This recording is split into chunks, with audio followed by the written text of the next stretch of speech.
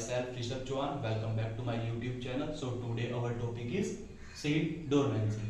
Seed dormancy एक ये हमारा ऐसा टॉपिक है जो कोरिलेट करता है हमारा बहुत सारी जगह, जैसे कि हमारी एग्रीकल्चर स्ट्रीम में हम देखते हैं प्लांट फिजियोलॉजी से रिलेटेड है, एग्रोनॉमी से रिलेटेड है, हॉर्टिकल्चर से रिलेटेड है, कई क्वेश्चन आपके सीड डोरमेंसी के ऊपर आते हैं। अब हमने आपको सीड डोरमेंसी समझाने के लिए एक सिंपल सी डेफिनेशन लिख दी कि सीड डोरमेंसी होती क्या है। Seed dormancy means provide all suitable conditions such as temperature, nutrient, climate, water, but seed are not germinate is called seed dormancy। देखो क्या होता है कि हम यहाँ सीड डोरमेंसी इसलिए बोल रहे हैं क्योंकि हम क्या करते हैं जनरली से अपने फील्ड के अंदर जाते हैं, अपने सीड को सोइंग करते हैं। अब सीड को सोइंग तो हमने कर दिया, वहाँ हमने न्यूट्रिएंट अवेलेबल करवा दिए, वाटर था वो अवेलेबल करवा दिया, इन्वायरमेंट उसके लिए अच्छा था वो भी हमने वहाँ पर देख के उसको सोइंग कर दिया। बट होता क्या है कि आपका सीड फिर भी जर्मिनेट नहीं हो पाया। एक प्रॉपर कंडीशन दी आपने, क्योंकि आपको पता था एक प्रॉपर कंडीशन दी, बट फिर भी आपका सीड जर्मिनेट नहीं हो पाया, उसको आप सीड डोरमेंसी बोलते हो, उसको हम सीड डोरमेंसी बोलते हैं। ठीक है, अब सीड डोरमेंसी एक ये तो सिंपल सी डेफिनेशन होगी कि आपकी कोई भी सारी कंडीशन हमने दी बट सीड आपका जर्मिनेट नहीं हो पाया, वो सीड डोरमेंसी है। बाकी सीड डोरमेंसी होती क्या है, अगर इसको आप थोड़ा डिटेल में समझे कि सीड डोरमेंसी होती क्या है, अगर इसको आप एक पॉइंट अगर देना चाहें तो सीड डोरमेंसी होती है आपकी, ये होती है आपकी रेस्टिंग स्टेज, या कह सकते हैं आप रेस्टिंग फेज, आप कह सकते हैं इसको रेस्टिंग स्टेज या रेस्टिंग फेज। अब रेस्टिंग स्टेज रेस्टिंग फेज क्या होता है, रेस्टिंग स्टेज रेस्टिंग फेज ये होता है कि आपका सीड एक इस स्थिति में आ जाता है कि वो रेस्ट स्टेज में चले जाता है, यानी कि उसके अंदर कोई भी एक्टिविटी आपकी नहीं होगी, यानी कि वो इनएक्टिव स्टेज में आ जाएगा। आपका सीड क्या होगा, इनएक्टिव स्टेज में आ जाएगा। दो लाइन का आपका डेफिनेशन है ये आपकी, ये क्या होगा आपका इनएक्टिव स्टेज एट ऑल, यानी कि जो आपका सीड है वो कौन से में है, इनएक्टिव स्टेज में, उसमें कोई भी किसी भी तरह की एक्टिविटी नहीं हो रही है। तब आप सोचते हैं भाई रेस्टिंग स्टेज में हमारा सीड आ गया, मतलब ऐसी उसमें जैसे कि हम चलते हैं, हम मोशन में आते हैं, अगर हम कहीं बैठ जाएं बिल्कुल एकदम शांत हो जाए, एकदम ऐसे बैठे स्टैचू की तरह, हम रेस्टिंग फेज में, हम कुछ भी एक्टिविटी नहीं कर रहे उधर। तो इसी तरह सीड का होता है कि वो भी एक ऐसी रेस्टिंग स्टेज में है, उसके अंदर कोई भी एक्टिविटी अब नहीं होगी। अब उसके अंदर कोई भी एक्टिव नहीं होगी, वो इनएक्टिव स्टेज में आ चुका, तो वो सीड कैसे जर्मिनेट करेगा, वो आपका सीड भी जर्मिनेट नहीं कर पाएगा, उसको ही आप क्या बोलते हो, सीड डोरमेंसी बोलते हो। अब ये सीड रेस्टिंग स्टेज में क्यों आता है, रेस्टिंग फेज में ही जरूरी क्यों है इसको आना, कि भाई कैसे आ सकता है रेस्टिंग फेज में, इसको समझते हैं हम अभी। हम एग्जांपल ले लेते हैं आपका वीट का, वीट हमने आपका एग्जांपल लिया वीट का, वीट हमारी क्रॉप है गेहूं, इसका एग्जांपल है, सबको पता है इसकी जो सोइंग होती है, जो इसकी क्या होती है आपकी भैया सोइंग होती है, ये होती है आपकी नवंबर टू दिसंबर के बीच में इसकी आप क्या करते हो, सोइंग करते हो। और सबको पता है जो इसका हार्वेस्टिंग टाइम होता है, जो आप इसको हार्वेस्ट कर लेते हो, वो आप कर लेते हो इसको मार्च टू अप्रैल में, मार्च टू अप्रैल में इसको क्या कर लेते हो, हार्वेस्टिंग कर लेते हो। चलो हमने नवंबर टू दिसंबर में सीड सोइंग करा वीट का और हार्वेस्ट कर लिया आपने मार्च टू अप्रैल में। अब मैंने बोला आपको आप मार्च टू अप्रैल के बाद इसको सोइंग कर दो मई टू जून में। क्या मैं बोलता हूं आपको मार्च टू अप्रैल में हार्वेस्ट करके जो सीड ये आए, इन सीड को आप लेके मई टू जून में क्या करो, सोइंग कर दो। भाई कुछ बोलेंगे कि ये तो सीजन नहीं है मई टू जून का सोइंग करने का, बट सीजन भी अगर हम बना देते हैं, अगर हम इन्वायरमेंट भी इस तरह का डाल देते हैं कि आपका टेम्परेचर भी कम कर देते हैं, आर्टिफिशियल तरीके से हमने टेम्परेचर भी कम कर दिया, बट जो ये सीड हार्वेस्ट करे थे आपने मार्च टू अप्रैल में और वो आप मई टू जून में सोइंग करने के लिए अगर चले गए तो वो आपके जर्मिनेट नहीं होंगे। अब में जर्मिनेट क्यों नहीं होंगे आपके, वे जर्मिनेट इसलिए नहीं होंगे आपके क्योंकि जो आपके मैच्योर सीड थे, ये मैच्योर होने के बाद जो आपने क्या करा था उनको हार्वेस्ट कर लिया था, ये आप आपके रेस्टिंग फेज में चले गए। और ये रेस्टिंग फेज में जाते हैं ना एक पर्टिकुलर पीरियड ऑफ टाइम के लिए जाते हैं। अब वो पर्टिकुलर पीरियड ऑफ टाइम जो मैंने बताया आपका कि ये रेस्टिंग स्टेज में चले गए, कोई एक्टिविटी नहीं हो रही इनके अंदर, ये एक पर्टिकुलर पीरियड के लिए जाते हैं, 2 महीने 3 महीने 6 महीने या साल भर इनको लग जाता है। तो ये मार्च टू अप्रैल में जो हार्वेस्टिंग करेगी सीड थी आपकी मैच्योर हुई भी, अब ये रेस्टिंग स्टेज के लिए चली गई, 2 महीने 6 महीने 3 महीने वो हमें नहीं पता। अब ये आपका मैच्योर हुई सीड जो इनएक्टिव स्टेज जो रेस्टिंग फेज में चली गई, अब ये आपका एक्टिव स्टेज में कब होगा जाके, वो अगले जो अब नवंबर दिसंबर तक आप क्या करोगे, सीड को सोइंग करोगे, तब जाके क्या होगा वो आपका नवंबर दिसंबर में जब आप सीड सोइंग करोगे तब वो क्या होगा आपका एक्टिव स्टेज में आएगी। यानी कि जो आपकी ये फेज मार्च टू अप्रैल से लेके नवंबर टू दिसंबर तक जो आपका ये बीच का ये रेस्टिंग फेज रहा है, इसको ही आप क्या कहते हो, सीड डोरमेंसी कहते हो। आई थिंक आप क्लियरली समझ गए होंगे कि सीड डोरमेंसी क्या होती है, कि आपका जो सीड होता है आपने क्या करना, हार्वेस्ट करके लिया है, वो कुछ समय के लिए आपका रेस्टिंग फेज में चला जाएगा। अब वो आपका जर्मिनेट नहीं हो पाएगा, कि आप कितनी ही कोशिश कर लो कि अपना टेम्परेचर दे दो, वो आपका जर्मिनेट नहीं हो पाएगा, क्योंकि वो अब कहाँ है, रेस्टिंग फेज में आपका जा चुका है। तो वो आपका क्या है, सीड डोरमेंसी है। आई थिंक ये तो क्लियरली समझ गए होंगे कि आप क्या क्या है, सीड डोरमेंसी है। और ये आपका एक पर्टिकुलर पीरियड के लिए आता है, 2 महीने 3 महीने 4 महीने के लिए, तो ये क्या आता है आपका सीड डोरमेंसी। अब ये तो सीड डोरमेंसी आप क्लियरली समझ गए होंगे कि होता क्या है, बट अब इसके हम टाइप्स के बारे में पढ़ते हैं कि सीड डोरमेंसी के आपके क्या क्या टाइप्स होते हैं।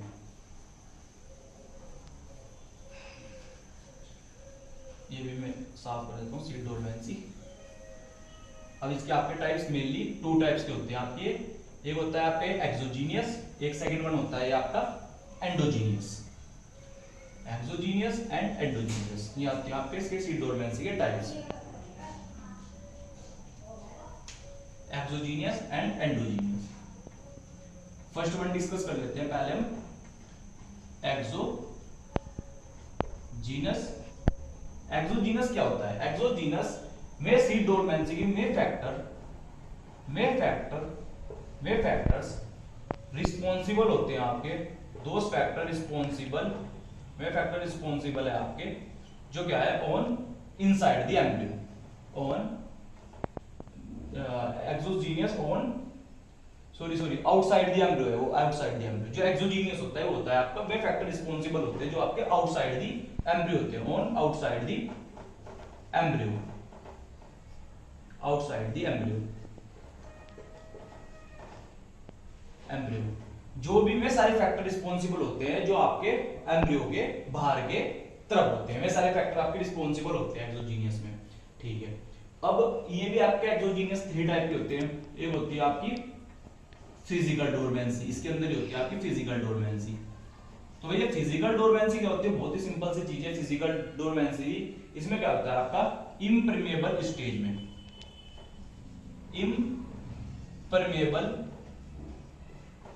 इम्परमेबल स्टेज होती है आपकी, इसमें इम्परमेबल स्टेज आ जाती है आपकी, उसको आप फिजिकल डोरमेंसी कहते हो।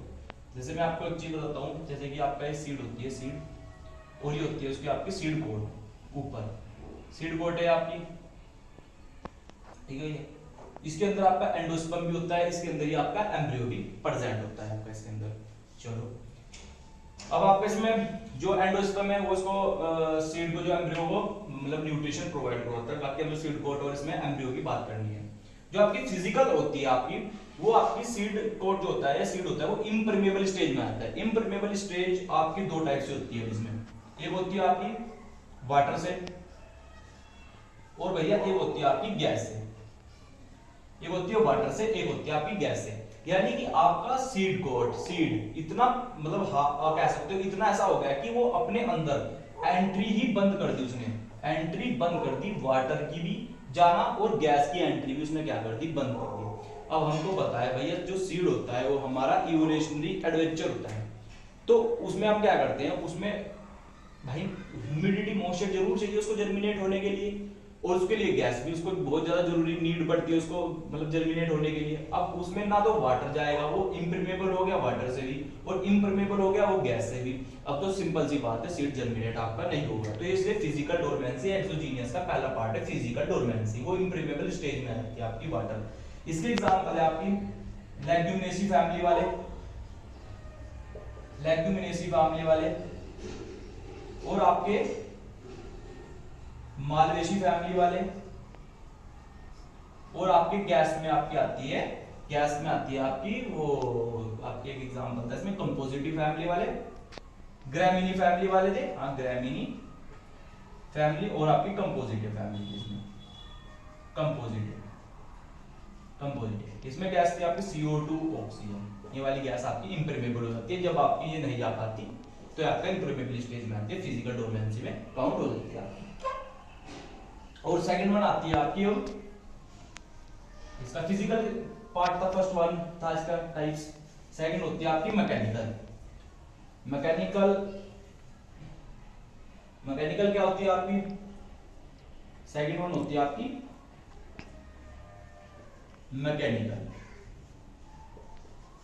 मैकेनिकल क्या होती है? जब सीड कोड हार्ड हो जाता है, सीड कोड क्या होता है? हार्ड हो जाता है, और प्लूमिल और रेडिकल्स का निकलना ही बंद हो जाता है, उसको आप क्या कहते हो? मैकेनिकल कहते हो। सीड कोड क्या हो गया इसके अंदर? हार्ड हो गया, और आपका जो ग्रोथ थी किसकी? प्लूमिल की और रेडिकल की, वो ग्रोथ नहीं होगी, वो ग्रोथ ही नहीं होगी, उसके बाद पे आप मैकेनिकल। ठीक है, सिंपल सी बात है। थोड़ा आता है आपका केमिकल किसकी वजह से होता है? ये आपका होता है, सीधी सी बात है, केमिकल की वजह से ही होगा, क्योंकि जो आपके केमिकल्स प्रेजेंट होते हैं आपके वेजिटेबल्स में या फ्रूट्स में, जिसमें भी कह सकते हो, उन केमिकल की वजह से ही ये क्या होता है? आपका ग्रो नहीं हो पाता। तो ऐसे ही आपका इसका एग्जांपल है, इसका है एक टमाटो प्लांट का, उसके अंदर होता है आपका फेलोरिक एसिड प्रेजेंट होता है, उसके अंदर होता है फेलोरिक एसिड प्रेजेंट, फेलोरिक एसिड वो प्रेजेंट होता है आपका टोमेटो प्लांट के अंदर, फेलोरिक एसिड प्रेजेंट होता है, वो टोमेटो प्लांट के अंदर होता है। याद रखना, क्वेश्चन आ जाता है केमिकल का कि फ्लोरिक एसिड प्रेजेंट होता है टोमेटो के अंदर का, तो इसलिए वो क्या होता है? आपका जर्मिनेट नहीं हो पाता। ओके, अब ये क्या होता है आपका? एंडोजीनियस। सेकंड पार्ट होता है आपका एंडोजीनियस।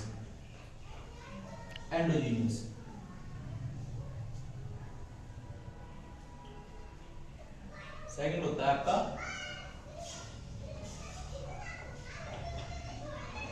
एंडोजीनियस।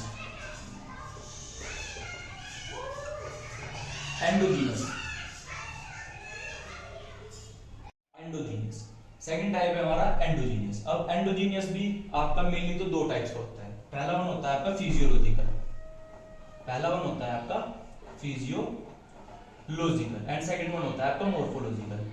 फिजियोलॉजिकल क्या होता है? ये आपका एंडोजीनियस, जो आपका सॉरी ये फैक्टर रिस्पांसिबल है सारे, जो आपके क्या है? Outside the embryo. अब एम्ब्रियो के बाहर की तरफ, आउटसाइड द एम्ब्रियो, जैसे आपका सीड कोड होता है, इसके एम्ब्रियो की जो भी बाहर की तरफ का प्रोसेस है वो फिजियोलॉजिकल के अंदर आपका आता है। अब इसके अंदर कौन कौन से आते हैं आपके? पहला आता है आपका फोटोसिंथेसिस, ये सारे रिस्पांसिबल होते हैं आपके फोटोसिंथेसिस। सेकंड वन होता है आपका रेस्पिरेशन। थर्ड वन होता है आपका वो आपका होता है पीएच। फोर्थ वन होता है आपका हॉर्मोन्स से होता है आपका, और आपका फिफ्थ वन होता है आपका ऑस्मोटिक प्रेशर। लेकिन आप अगर हॉर्मोन्स की बात करते हो, हॉर्मोन्स की वजह से भी प्रॉब्लम आती है, क्वेश्चन आता है यहाँ हॉर्मोन्स की वजह से, क्योंकि वहां होता है आपका एबीए, एबेसिसिक एसिड प्रेजेंट होता है। अब एबेसिसिक जो एसिड प्रेजेंट है वो कई सारी क्रॉप के अंदर है, जैसे कि आपका कॉटन के अंदर आपका प्रेजेंट है, पीच उनके अंदर आपका प्रेजेंट है, और आपका ग्राउंडनट आपका क्या है? प्रेजेंट है। इन हार्मोन की वजह से भी आपकी क्या होती है? इन कॉटन, पीच, ग्राउंडनट में जो आपकी सीड डोरमेंस होती है वो एबीए की वजह से आपकी आती है। ये आपका एंडोजीनियस में फिजियोलॉजिकल के तरह कि आपका फोटोसिंथेसिस, रेस्पिरेशन, पीएच या एबीए का प्रेजेंट होने से कॉटन, पीच, ग्राउंडनट में, या आपका ऑस्मोटिक प्रेशर से आपका क्या आता है? इसके अंदर फिजियोलॉजिकल डोरमेंसी देखने के लिए आपको मिलती है। ओके,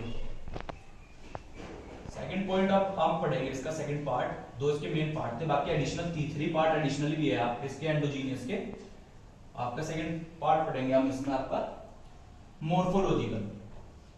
सेकंड पढ़ेंगे आप इसका हम मॉर्फोलॉजिकल। अब भैया मॉर्फोलॉजिकल क्या होता है आपका? मॉर्फोलॉजिकल होता है जब आपकी सीड जैसे जर्मिनेट हो रहा है आपका, बट वहां जो एम्ब्रियो है वो क्या है? आपका इमैच्योर है, अनराइप है आपकी। आप कह सकते हो वहां आपकी जो एम्ब्रियो है वो क्या है? आपका इमैच्योर है, इमैच्योर एम्ब्रियो। ये आपकी क्या है? वो अनराइपन है, वो आपकी पकी नहीं, सीधा आपका जर्मिनेट इसलिए आपका होगा नहीं, क्योंकि आपके एम्ब्रियो की वहां मैच्योर हो पाए। ठीक है, ये आपका मॉर्फोलॉजिकल में। बाकी इसमें एक एडिशनल भी आता है आपके, एडिशनल 3 आते हैं में 3 एडिशनल आपके हैं, 3 एडिशनल है मैं आपको बताता हूं अभी। 3 एडिशनल में आपके हैं आपके इनेट, इंड्यूस और इनफोर्स्ड, में 3 मेथड है आपके में है। पहला मेथड है आपका इनेट, जिसे आप क्या कहते हो, प्राइमरी भी कहते हो, प्राइमरी। सेकंड वन होते हैं आपका इंड्यूस्ड, एंड थर्ड वन होता है आपका इनफोर्स्ड। देखो इनेट और प्राइमरी क्या होता है, जब आपको इनेट और प्राइमरी की बात हूं, जब आपको सारे ही फेवरेबल कंडीशन मिल रही है, टेम्परेचर है, क्लाइमेट है, आपका मतलब इरिगेशन है, न्यूट्रिशन है, सब आप उसको सीड को दिया है, बट आपका सीड जर्मिनेट नहीं हो पाया, तो आपका इनेट में है। इनेट का मतलब ये होता है जन्मजात, यानी कि उसमें जब उसका सीड को जर्मिनेशन या हार्वेस्टिंग टाइम से ही वो क्या है आपका, वो उसमें ही आपकी जीन के अंदर ही प्रॉब्लम है, यानी उसके जो जेनेटिक में है उसमें ही प्रॉब्लम है, या उसके जो केमिकल्स है अंदर उनके अंदर से ही प्रॉब्लम है, वो आपका इनेट के अंदर आता है। यानी कि आप बोल सकते हो इसके अंदर कि उसके जेनेटिक फैक्टर में ही प्रॉब्लम है। आपके क्या है, जेनेटिक फैक्टर में क्या है आपका, उसमें प्रॉब्लम है, जेनेटिक फैक्टर में ही प्रॉब्लम है, या उसके अंदर जो केमिकल्स प्रेजेंट है उनकी वजह से वो क्या नहीं हो पा रहा, आपका जर्मिनेट नहीं हो पा रहा। सेकंड होता है आपका इंड्यूस, ये आपका पूरा का पूरा बिलोंग करता है इन्वायरमेंटल फैक्टर के ऊपर, कि आपके इन्वायरमेंटल फैक्टर जैसे क्लाइमेट, टेम्परेचर, ह्यूमिडिटी, यही आपका क्या करते हैं, कोज करते हैं इंड्यूस डोरमेंसी को। ठीक है, ये आपका इंड्यूस डोरमेंसी को इन्वायरमेंटल फैक्टर ही आपके कोज करते हैं। बाकी इनफोर्स ना तो इंड्यूस इन्वायरमेंटल को इफेक्ट करना, ना उसमें जेनेटिक या केमिकल प्रेजेंट होना, वो फिर भी नहीं डोरमेंट होता, नहीं सॉरी वो फिर भी डोरमेंट होता है, वो फिर भी नहीं जर्मिनेट हो पाता। अब ये क्यों नहीं जर्मिनेट हो पा रहा भाई, इसमें ऐसा क्या हुआ जब इसके पास सब कुछ ये है और फिर भी जर्मिनेट नहीं हो पा रहा है, इसलिए नहीं हो पाता इनफोर्स, वो हमारी वजह से ही, यानी हमने उसमें कुछ ऐसा कर दिया कि अब उसको हम क्या कर पा रहे हैं, जर्मिनेट नहीं हो पा रहा। क्या कर दिया हमने उसमें डीपर प्लेसमेंट कर दिया, हमने उसमें डीप सोइंग कर दी, यानी कि उसमें हमने गहरा डीपर प्लेसमेंट कर दिया, तो वो क्या हो रहा है आपका, जर्मिनेट नहीं हो पा रहा है। डीप सोइंग कर दिया हमने, उसमें क्या करा भैया, डीप सोइंग कर दिया, बोल सकते हो डीपर प्लेसमेंट कर दिया। ये तो आपके सारे टाइप्स थे, यहाँ तक आपके टाइप्स खत्म हो गए हैं डोरमेंसी के, ये तो सारे आपके टाइप्स थे। अब हम पढ़ते हैं इसके ओवरकम, कि अब इससे बाहर कैसे आया जाए हमारा। ठीक है, उनसे भी हमारे क्वेश्चन आते हैं कि कितने टाइप्स के होते हैं, मेनली आते हैं, मेनली में 2 टाइप्स के होते हैं, क्वेश्चन यही आता है कि कितने टाइप्स के होते हैं, 2 टाइप्स के होते हैं, कौन कौन से होते हैं, वे हमारा स्कैरिफिकेशन एंड स्ट्राटिफिकेशन होता है।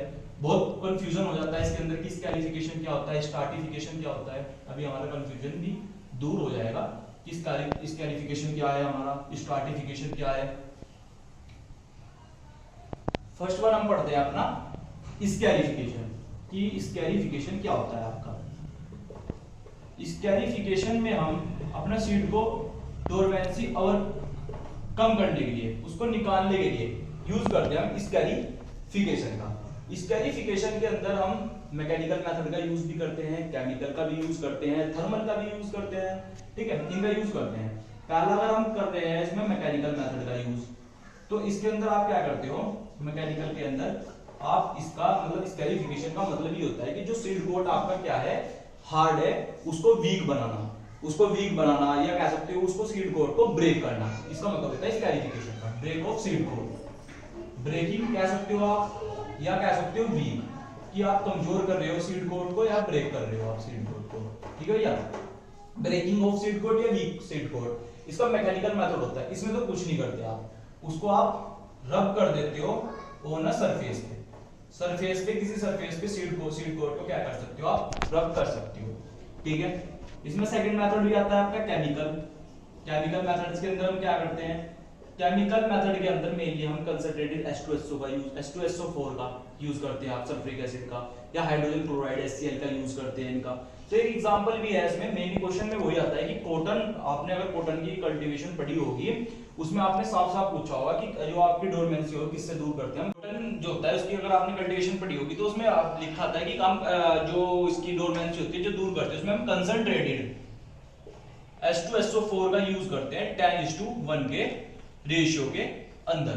H2SO4 का यूज करते हैं, कंसंट्रेटेड H2SO4 का 10:1 के अंदर करते हैं। ठीक है, तो हम केमिकल के लिए यूज करते हैं, आप इसमें करते हो कॉटन में। ठीक है भैया, कॉटन के अंदर यूज करते हो। एक आप इसमें थर्मल का भी यूज करते हो, आप हार्मोन्स का भी यूज करते हो। आपकी जो हार्मोन, थर्ड पॉइंट अगर मैं हार्मोन्स की बात करूं, आपके जो होते हैं कि जो आपके हार्मोन्स होते हैं, जैसे कि आपका एबीए, नोटेड कर लेना, ये हमेशा आपकी डोरमेंसी को, जिसमें भी एबीए की होगी उसमें डोरमेंसी होगी, बढ़ावा करता है आपकी डोरमेंसी को। और कम कौन से हार्मोन्स करते हैं डोरमेंसी को?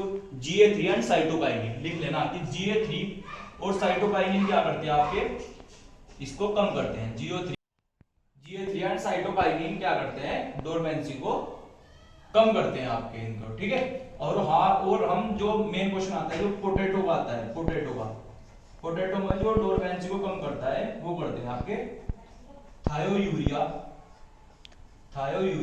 1% आपका थायोयूरिया करते हो आप, प्लस KNO3 पोटेशियम नाइट्रेट का आप यूज करते हो, क्या करते हो, उसकी सीड की डोरमेंसी को ब्रेक करने के लिए थायोयूरिया पोटेशियम नाइट्रेट का यूज करते हो। और इसमें आप GA3 का भी ऑल्सो यूज करते हो इसके डोरमेंसी तोड़ने के लिए पोटैटो की, ठीक है।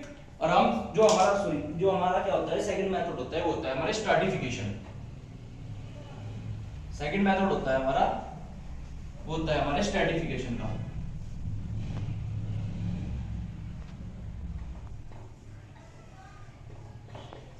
स्ट्रैटिफिकेशन